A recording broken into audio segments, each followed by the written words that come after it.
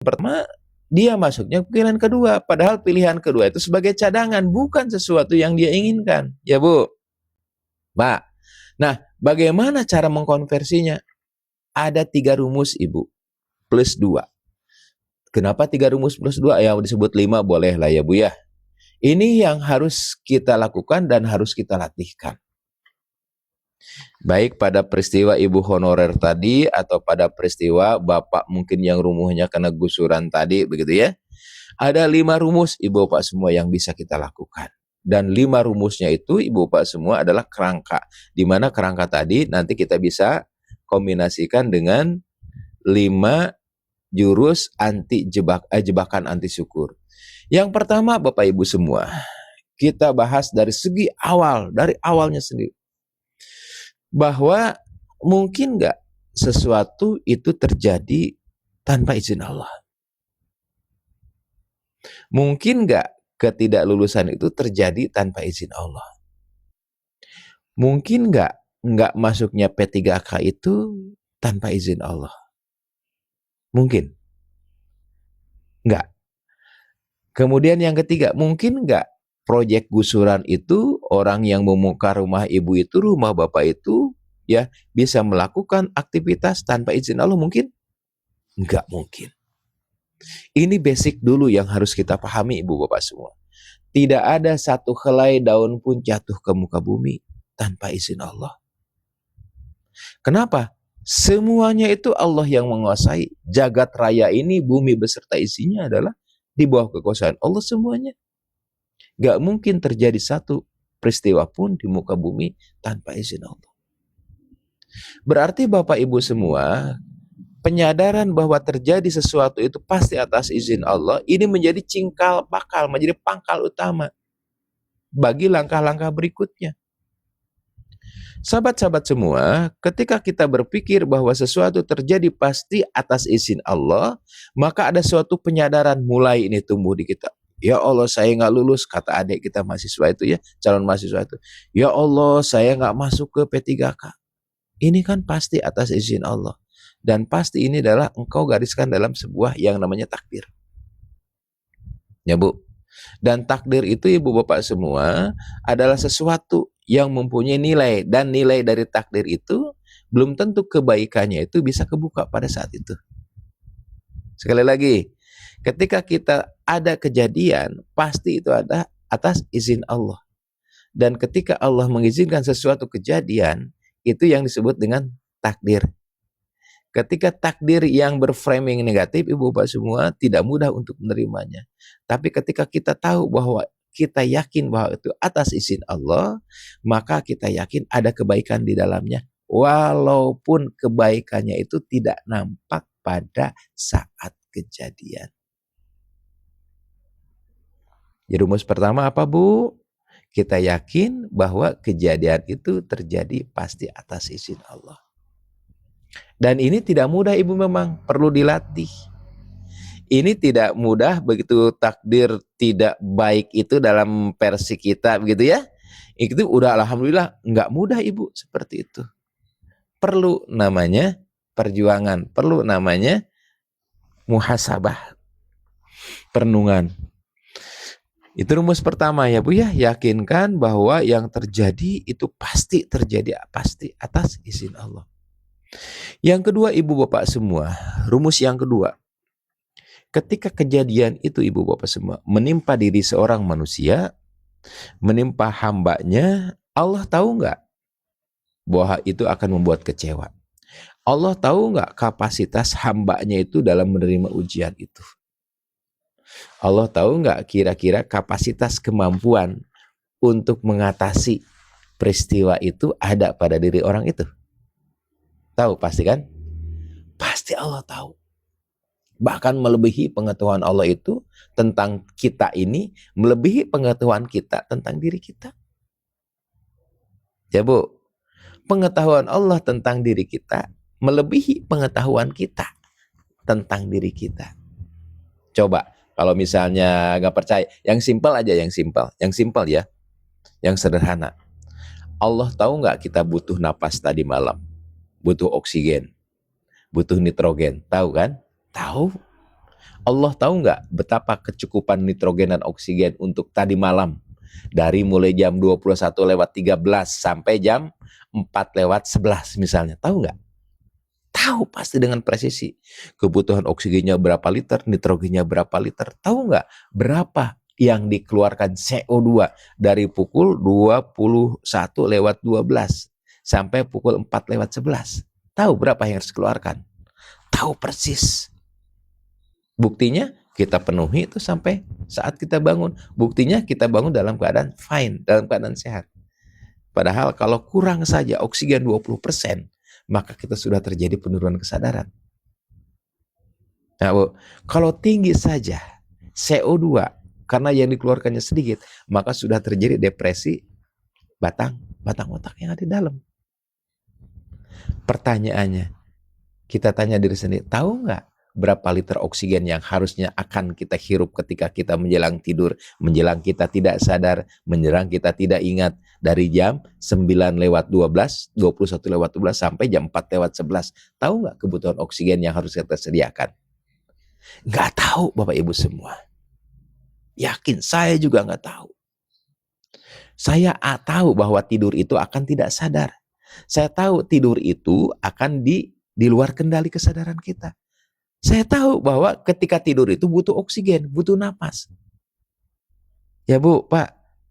Tapi saya nggak tahu berapa oksigen yang dibutuhkan ketika saya akan menjelang tidur, ketika saya tidak akan sadar, ketika saya tidak akan ingat tentang tubuh kita itu. Saya tidak tahu berapa napas itu harus dikeluarkan, harus dimasukkan. Nggak tahu.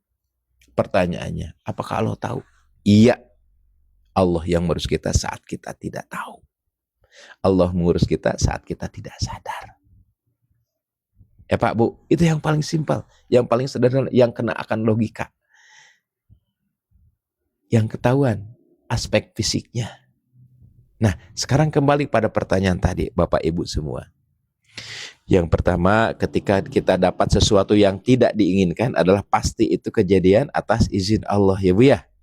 Yang kedua, bahwa pasti Allah itu tahu akan kemampuan diri kita, baik kemampuan secara fisik, kemampuan secara emosional, kemampuan secara hati, kemampuan secara akal, tahu persis kapasitas kita, sehingga Allah memberikan ujian pasti itu sesuai dengan porsi yang kita bisa menerimanya. Pasti itu Ibu. Pak, kenapa? Kan kata Allah, la yukallifullahu nafsan illa wus'aha.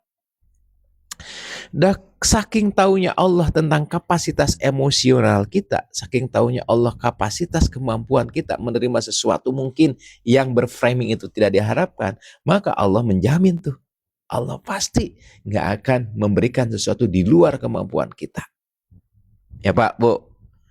Pertanyaannya adalah, kenapa kok Allah udah tahu, tapi seakan-akan itu ujian berat banget. Seakan-akan ujian itu segunung. Seakan-akan ujian itu sangat luar biasa. Kan namanya seakan-akan. Ya Pak Bu. Ibu masih ingat pengibaratan satu genggam garam. Andai kata satu genggam garam dimasukkan ke dalam satu gelas berisi air, maka asinnya itu akan luar biasa. Ketika segenggam garam gitu ya Bu ya, dimasukkan ke dalam danau yang luas, maka nggak kerasa tuh asinnya. Berarti ujiannya sama Bu. Garamnya sama, yang beda adalah air tempat garam itu larut. Ujian sama, ketika sikap kita menyikapinya Ibu Bapak semua, dengan sebuah ketertutupan hati, dengan sebuah adanya penolakan, denial, maka akan terjadi beban yang sangat kuat.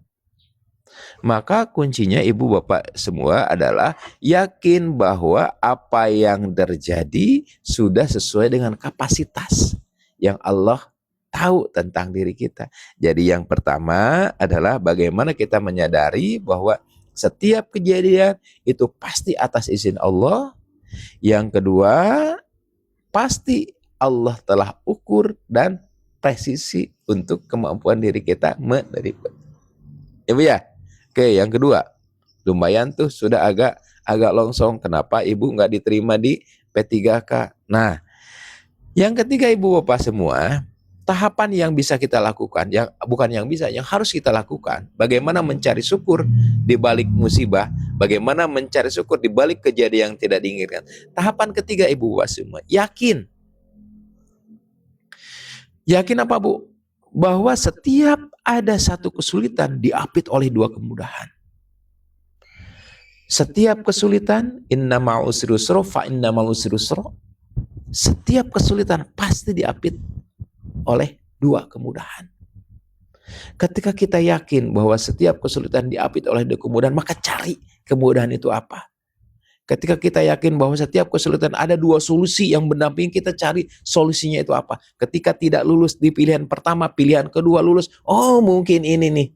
Solusinya bagaimana? Nih, orang lain mah mencari-cari untuk fakultas ini, saya walaupun jurusan pilihan kedua ternyata bisa masuk. Kita selesaikan dulu punten ya Bu ya, nanti kita bahas peristiwanya. Jadi yang pertama adalah yakin bahwa kejadian ini terjadi pasti atas izin Allah. Yang kedua, yakin bahwa Allah tidak mungkin memberikan sesuatu di luar ujian. Yang ketiga, yakin bahwa ada solusi. Dua solusi di balik satu masalah. Yang keempat, Ibu Bapak semua, yang perlu kita pahami adalah kita yakin bahwa yang terbaik menurut kita belum tentu sama yang terbaik versi Allah.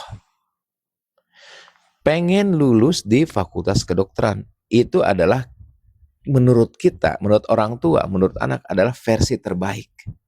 Tapi menurut Allah, belum tentu itu menjadi versi terbaik. Lulus kedua misalnya ke salah satu fakultas, Allah telah membikinkan sebuah jalan. Ketika lulus di fakultas ini maka akan misalnya takdirkan kuliah S2 di sini, akan ditakdirkan misalnya lulus masuk ke institusi ini, dan kamu misalnya telah di-plotting akan kerja di sini, akan kerja sebagai diplomat misalnya begitu ya, akan kerja di luar negeri seperti ini, dan ini benefit dan sebagainya. Jadi Ibu Bapak semua, kebaikan versi manusia ternyata tidak selalu sama dengan kebaikan versi Allah. Hal yang terbaik dari versi manusia belum tentu terbaik menurut versi Allah. Wa asa antakrahu syai'a wa huwa khairul lakum wa asa antuhibbu syai'a wa huwa syarrul lakum. Boleh jadi kamu membenci sesuatu, tidak lulus P3K, tidak lulus fakultas kedokteran di Unpad, kemudian rumah kena gusuran, itu kan tidak sesuai dengan keinginan. Boleh jadi kamu membenci sesuatu. Wa asa antakrohu syai'a, sesuatu. Padahal di sananya Allah katakan wa asa antakrohu syai'a wa khairul lakum, itu terbaik bagi kamu. Dan boleh jadi kamu membenci sesuatu, wa asa antakrohu syai'a wa asa antuhibbu. Boleh jadi kamu membenci wa asa antakrohu syai'a wa asa antuhibbu syai'a wa huwa syarrul lakum. Boleh jadi kamu mencintai sesuatu padahal ada keburukan di dalamnya. Keburukan itu bukan berarti sesuatunya jelek Ibu Bapak semua, tapi tidak sesuainya antara yang kita inginkan dengan kemungkinan yang diperoleh kalau kita mendapatkan keinginan itu. Dan di ujung ayatnya itu Allah menutup wallahu ya'lamun wa antum la ta'lamun. Artinya apa Ibu Bapak semua? Wallahu ya'lamun, Allah Maha mengetahui. Mengetahui tentang bagaimana kita waktu yang akan datang, mengetahui bagaimana ada kebaikan dan keburukan di tempat yang kita inginkan, mengetahui adanya kemungkinan potensi-potensi sesuatu yang mungkin akan berbahaya bagi kita, mengetahui bahwa mungkin di pilihan kedua itu Allah memilihkan kebaikan yang berlimpah, mengetahui Allah bagaimana jalan ke depan kita, mengetahui waktu yang akan datang di mana kita mempunyai keterbatasan. Kita tidak pernah tahu kita 5 tahun yang akan datang, 3 tahun yang akan datang ada di mana kan Pak, Bu? Kita juga tidak pernah tahu anak kita 3 tahun yang akan datang akan di mana.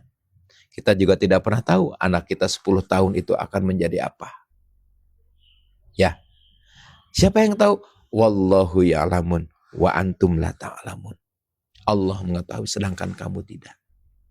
Maka ibu bapak semua, ketika kita mendapatkan sesuatu peristiwa yang di luar keinginan kita, yang tidak sesuai dengan, yakin bahwa kebaikan versi manusia, kebaikan versi kita, itu tidak ada apa-apanya dibandingkan kebaikan versi Allah. Ketika Allah mengatakan, wa asa an takrahu syai'a wa huwa khairul lakum, membenci sesuatu padahal jika Allah tetap baik. Wa asa an tuhibbu, kamu mencintai sesuatu padahal di dalamnya ada keburukan. Allah menutup ayatnya dengan wallahu ya'lamun wa antum la ta'lamun. Indah sekali ibu bapak semua.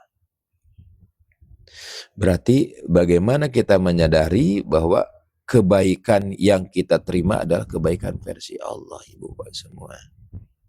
Peristiwa yang kita terima adalah peristiwa yang lebih baik menurut Allah, bukan menurut keinginan kita. Dan ini perlu latihan bapak ibu semua. Betul, perlu latihan.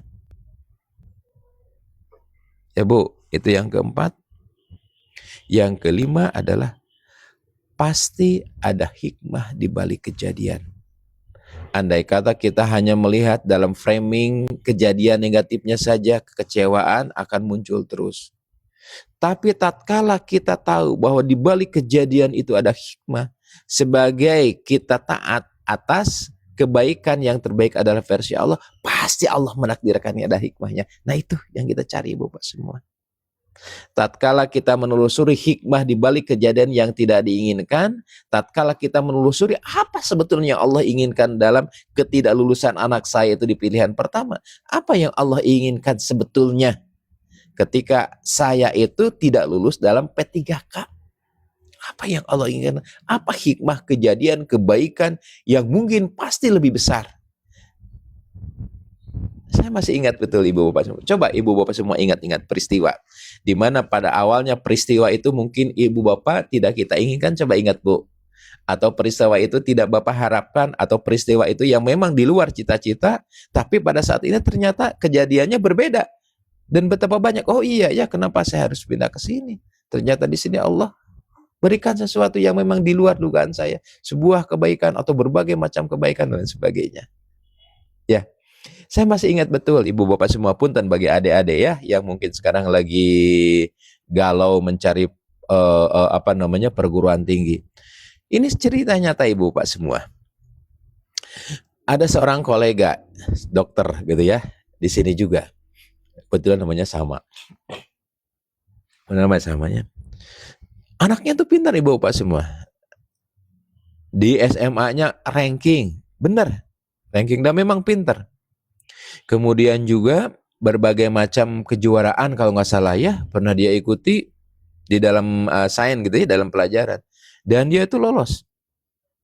Intinya anak ini adalah anak yang berprestasi. Kemudian juga dia ikut bimbingan belajar juga luar biasa ibu bapak semua. Ada 2 kalau nggak salah ikut bimbingan belajar dan tiap try itu hasilnya bagus. Nah ketika dia daftar ke perguruan tinggi, ke fakultas kedokteran, perguruan tinggi yang menurut dia itu yang paling worth it begitu ya, sama perguruan tinggi yang levelnya itu agak jauh supaya walaupun nilainya kecil tapi dia tetap lolos ya. Yang terjadi apa Bu? Anak yang pintar, anak yang eligible, anak yang mempunyai prestasi akademik ya Bu. Kemudian juga persiapannya itu sudah teratur demikian rupa. Pas daftar dia sudah mempunyai strategi mana yang mungkin levelnya itu tinggi, mana yang levelnya itu mungkin rendah ya Bu ya, secara pun dan secara angka. Dan ketika pengumuman dia tidak lulus. Apakah wajar dia kecewa? Iya, kecewa. Berapa lama kecewanya? Mungkin entah berapa lama ya. Tapi kapan Bu hikmahnya ketemu? Ketika dia masuk ke salah satu perguruan yang bukan menurut cita-cita dia, yang menurut dia adalah bukan keinginan yang terbaik bagi dia, yang menurut dia mungkin bukan yang dia idam-idamkan, masuk ke fakultas kedokteran. Tapi Allah ternyata menitipkan hikmahnya ada di sana. Dengan lulusnya ke fakultas kedokteran itu, ketika dia sedang koas, dia ketemu tuh dengan residen. Ya, anak dari kolega saya itu perempuan. Ketemu tuh dengan seorang dokter yang sedang mengambil pendidikan spesialis. Apa yang terjadi? Jodohnya itu di sana. Pada saat kejadian kecewa, Kenapa? Karena bukan anak yang biasa, anak yang ranking. Pada saat kejadian kecewa. Kenapa? Strategi belajar sudah dia rencanakan sejak 1 tahun. Kenapa dia kecewa? Karena dia sudah memilih tuh peringkat perguruan tinggi yang kemungkinan dia inginkan dan peringkat kemungkinan perguruan tinggi yang dia cadangkan. Kecewa pada saat itu. Tetapi apakah kecewa pada saat ini? Enggak. Justru dia sumringah. Dia cerita kepada saya dengan sumringah, iya betul, kenapa enggak lulus pada saat itu di fakultas kedokteran ini ya. Ternyata Allah titipkan suatu hal yang luar biasa. Dan suaminya sekarang sudah jadi spesialis ya. Punten Kang, saya ceritakan ini ya, spesialis obstetrik ginekologi gitu ya, obgyn gitu ya. Dan secara syariat, secara memang mungkin lebih baik, begitu ya. Jadi sahabat-sahabat semua, itu 5 tahapan ya. Bagaimana ketika kita tidak lulus perguruan tinggi negeri yang diidam-idamkan, ternyata Ibu Bapak dengan mengubah itu, maka ternyata bukan kekecewaan, tapi ada syukur. Ya Allah, terima kasih. Engkau tidak loloskan saya ke P3K ya. Pasti engkau titipkan sebuah peristiwa yang akan mungkin lebih baik daripada saya sekedar lolos ke P3. Terima kasih ya Allah. Ya Bu, Pak, ketika misalnya anak ibu tidak lolos dalam pilihan pertama, maka ingat rumusnya, Bu. 1, jangan salah membandingkan. Yang kedua, jangan gagal fokus. Ya Bu ya, kita pakai alhamdulillah ya Allah lolos ini ke pilihan kedua. Padahal anak tetangga saya itu nggak lolos ke dalam pilihan 1, 2, 3, 4, 5. Oh, nggak ada ya Bu ya. Pilihan 1 pun. Ternyata lolos di Fakultas Kedokteran Universitas B. Padahal Universitas B itu adalah pilihan pertama. Anak-anak yang lain menginginkan tuh ke Fakultas B, Universitas B, Fakultas Kedokteran, menginginkan di sana. Saya kecewa karena nggak lulus di Unpad. Ya, lulusnya di Universitas B di sana gitu ya. Ada rasa kecewa, tapi ternyata Ibu Bapak semua, anak tetangga, teman-temannya pengen ke Universitas B itu sebagai pilihan pertama dan tidak lulus. Salah membandingkan ya Bu ya. Jadi jangan salah membandingkan yang lulus ke Unpad, tapi bandingkanlah mungkin dengan yang tidak lulus ke Universitas B ya Bu ya. Oke? Dengan benar membandingkan seperti ya Allah terima kasih. Ternyata inilah tempat terbaik bagi kuliah anak saya. Ini perlu latihan Bapak Ibu semua. Jadi ketika tidak lulus di pilihan pertama justru ada syukur. Ketika kita tidak salah membandingkan. Ya Bu, Pak. Ketika misalnya Bapak Ibu, misalnya lulus ya, punten, tadi kena gusuran. Maka ketika kita hadapi peristiwa tersebut, Ibu Bapak semua, maka kita kenali, jangan gagal fokus. Rumusnya jangan gagal fokus. Anak masih sehat keempat-empatnya, anak masih bisa melihat keempat-empatnya, anak tidak berbaring di meja operasi pada saat ini keempat-empatnya. Anak masih bisa mendengar, tidak puntennya, tidak tuli. Anak bisa masih bergerak, tidak lumpuh. Anak masih bisa makan Ibu Bapak semua. Ketika kita Ibu Bapak semua tidak gagal fokus, rumah digusur sekalipun ada syukur di dalamnya. Punten, ini contohnya ekstrim Ibu Bapak semua ya. Ketika kita tidak gagal fokus, maka di balik peristiwa yang pahit sekalipun ternyata ada syukur di dalamnya.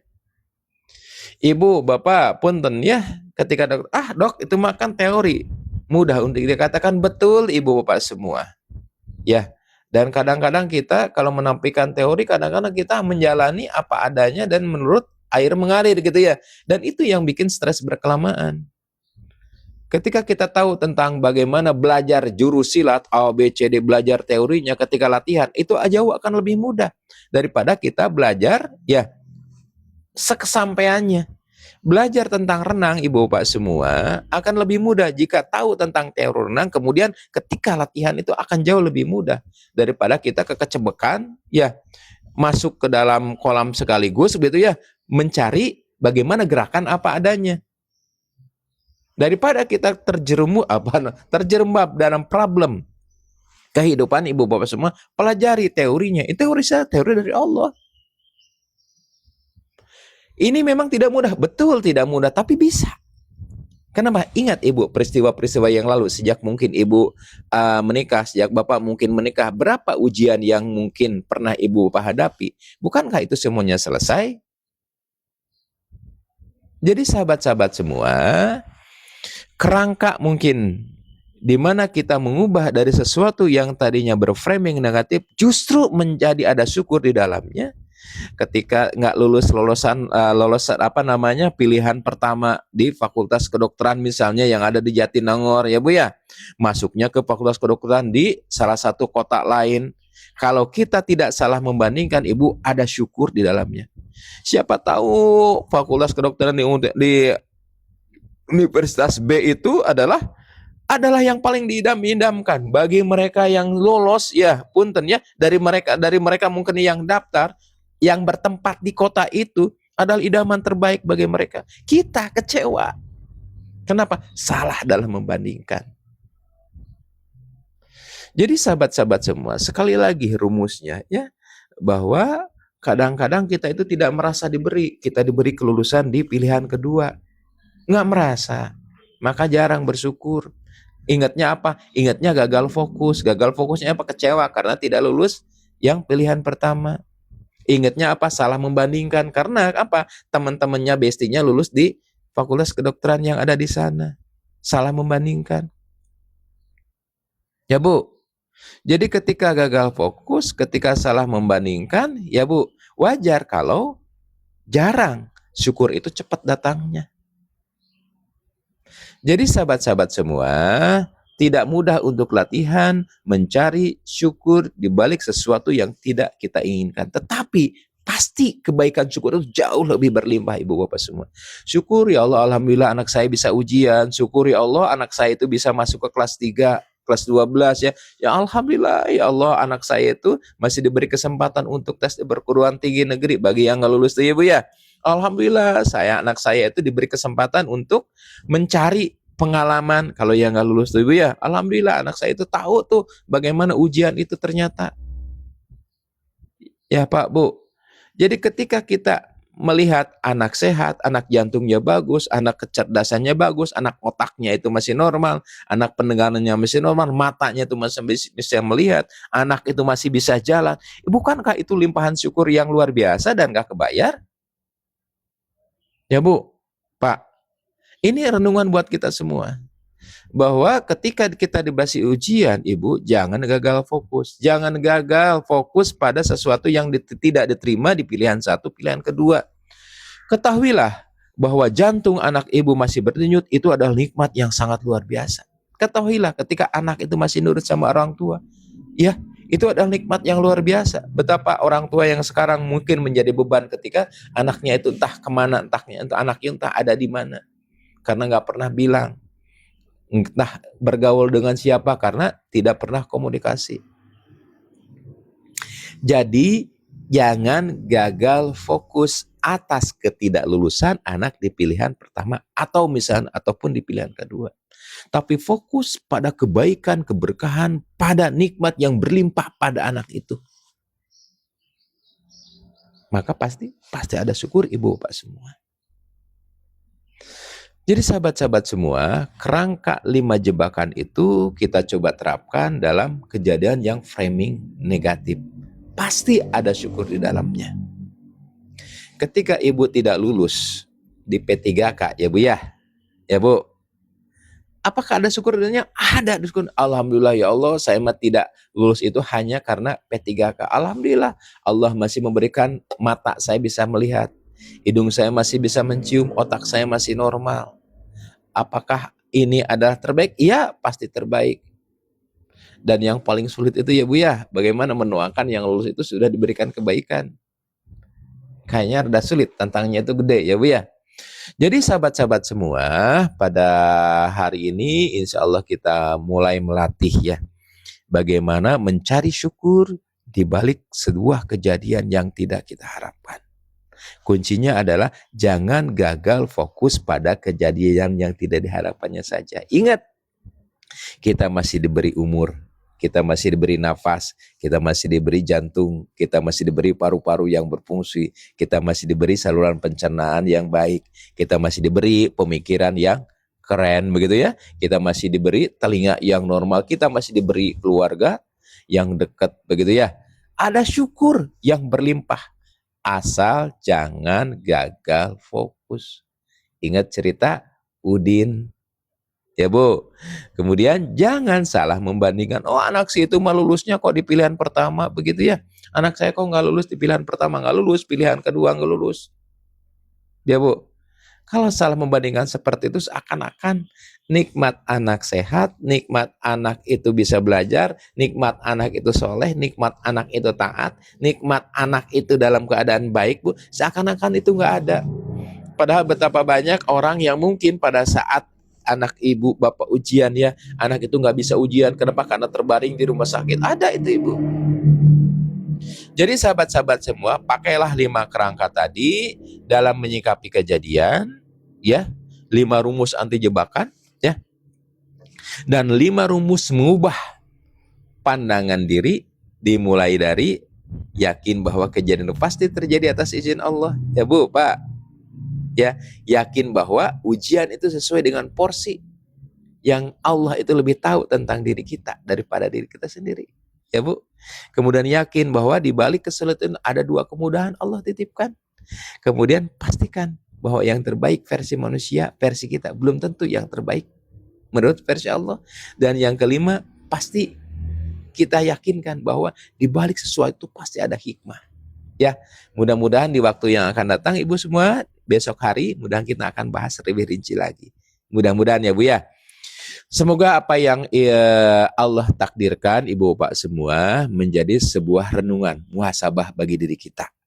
Ada unsur evaluasi, apakah itu terjadi ketidakbaikan itu karena kelalaian kita. Ada unsur tobat yang ada di sana. Tetapi pada hari ini kita akan coba bahas dulu ada unsur syukur di balik kejadian musibah sekalipun. Sahabat-sahabat semua, semoga kebersamaan ini menjadi salah satu pembuka pintu syukur ya. Alhamdulillah. Pagi hari ini yang cerah, alhamdulillah Ibu Bapak semua, masih adem di Kota Kuningan, masih dingin di Kota Kuningan. Ibu Bapak semua, ada yang ada di kota mana aja nih Teh? Ada yang dingin seperti saya atau ada yang panas? Ketika panas, ya Allah panas. Dibandingkan dengan di gurun pasir mungkin lebih panas di gurun pasir ya. Ada Subang juga, Jogja, Makassar. Alhamdulillah saya jadi ingat. Ya, Cibubur, Jakarta, saya mau jajan bubur. Oh, nggak nyambung ya. Ada Cibubur, Ciamis, Solo gitu, Masya Allah. Padang, yang kemarin yang menyimak, ada yang nggak menyimak hari ini juga ya, ada nggak? Yang menyimak 1 atau 2, 3, 5 pertemuan pun, dan ada juga, dok saya 5, dok saya 4, dok saya baru, ada nggak ya? Semarang, siap, ada nggak Bu? Mungkin saya perlu komentar ya, biar nanti kita bisa terjadwal lebih rapi lagi ya Bu ya. Dok saya 5 kali, dok saya 2 kali, dok saya 4 kali, ada nggak? Punten Bu ya. Barangkali dari Mojokerto, oh Bu Genfil juga hadir. Saya baru, alhamdulillah, 2 sama kemarin, 2, ada yang 3 Bu, ada yang 4, ada yang 5, ada yang 6. Barangkali mungkin biar nanti kita terjadwal ya Bu ya. Dari Pontianak 2. Oh berarti rata-rata 2 Bu ya. Mungkin nanti saya coba ada yang 3 kali, ada 4 alhamdulillah. Kemudian juga ada berapa lagi? Ada yang sudah 8 nggak Bu? Punten. Selalu menyimak. Ya alhamdulillah ada 3. Oh kalau 3 mungkin nanti materi sebelumnya mungkin ya. Ada 8 materi mungkin. Gimana ya kalau misalnya kita rangkum Ibu Bapak semua? Setuju nggak ya Bu ya? Punten yang mungkin yang sudah nyimak tiap hari, kalau misalnya nanti agak jenuh ya. Ya. Kalau misalnya nanti agak jenuh Bu ya, nanti akan kita coba rangkum Bu, punten ya. Jadi mungkin ini yang sudah mendengar yang ke-8 kali, mudah-mudahan ini jadi penguat, mudah-mudahan ini jadi pahala sabar ya. Kalau Dokter Asep bahasnya gitu-gitu juga ya. Mudah-mudahan jadi pahala sabar ya Bu ya. Bagi mungkin yang baru menyimak, mungkin ini juga mungkin bisa mendapatkan ilmu yang Allah titipkan di antaranya melalui saya gitu ya. Ada 3, ada rata-rata 2, 3 Bu ya. Baik. Jombang, Jatim, oh iya Mun, Bu Fitri Cahyono yang tempat kerjanya dekat rumah makam, dengan makam Gus Dur ya. 2 kali, 3 kali, ada yang 8, Masya Allah, 8 ya, ada 8, memang begitu. Kita 8 kali pertemuan membahas tentang ini ya. Jadi ada e-booknya aja. Oh ya, insya Allah e-booknya ada, ibu bapak semua. E-booknya itu ada 12 jilid, ada 12 edisi ya. Ya, 12 edisi. Hard copy-nya itu memang satu, cuma 500 halaman. Kata orang terlalu jenuh, begitu ya? Terlalu jenuh, terlalu apa namanya? Terlalu apa namanya? Terlalu banyak bahasa planetnya katanya. Ini sudah apa namanya? Sudah dibuat bukunya, tapi ketika direview terlalu medis. Makanya ini bahasanya kayaknya nggak enakan kalau untuk masyarakat begitu ya. Nanti akan kita coba bahasanya itu lebih kayak gini aja, kayak obrolan gitu ya. Karena yang paling penting adalah esensinya nyampe begitu ya. Baik, sahabat-sahabat semua, gimana caranya dapat bukunya? Bukunya belum selesai, Bu Pak semua. Buku itu kita lagi edit ulang, bahasanya dirubah. Jadi karena bahasanya terlalu apa ya? Terlalu medis gitu ya. Jadi agak untuk mempelajarinya enggak. Kalau yang latar belakang medis sih mudah ya Bu ya. Tapi kan latar belakang macam-macam ya Bu ya. Sehingga kita akan coba ubah bahasanya. Baik, sahabat-sahabat semua, rata-rata di sini yang terbanyak ada 2 dan 3 begitu ya, 2 dan 3 kali, berarti pertemuan 1, 2, 3, 4, 5 mungkin belum ya. Mudah-mudahan besok ya Bu ya, insya Allah ya Bu ya, doain ya, mudah-mudahan kita sehat semua. Besok jam 5.15. Benar ya, jam 5.15 insya Allah. Besok jam 5.15 kita ketemu, mudah-mudahan jam 5.15 Bu ya. Jam 5.15 mungkin besok insya Allah kita ketemu. Kita rangkum dulu izin ya Bu ya, Pak ya. Kita rangkum dulu pertemuan ke-1, ke-2, ke-3, dan ke-4. Ya, kita akan rangkum. Mudah-mudahan bisa diberi umur, diberi sehat. Kalau misalnya Ibu Bapak ada apa namanya? Berkesempatan ya Bu ya. Kalau misalnya ingin membagikan tayangan ini, men-share ya Bu ya. Mudah-mudahan ini juga bisa menjadi amaliyah bagi kita semua. Semoga makin banyak yang mendapat ilmu dari Allah ini melalui tayangan-tayangan seperti ini. Kita tutup ya Bu ya. Subhanakallahumma wa bihamdika asyhadu an la ilaha anta astaghfiruka wa atubu ilaik. Assalamualaikum warahmatullahi wabarakatuh. Iya, setiap subuh insyaallah Bu. Ya, biasanya Sabtu di MQ pagi, kalau tiap hari di sini ya Bu ya. Mudah-mudahan ini bisa saling menguatkan. Hatur nuhun sadayana. Oke, yang baru bergabung dibantu dulu tap-tap layarnya, share-share videonya. Kayaknya 5 detik kayak aneh Maibli. Oke, yang punya tamu, yang punya rombongan silakan mampir ke rumah 67.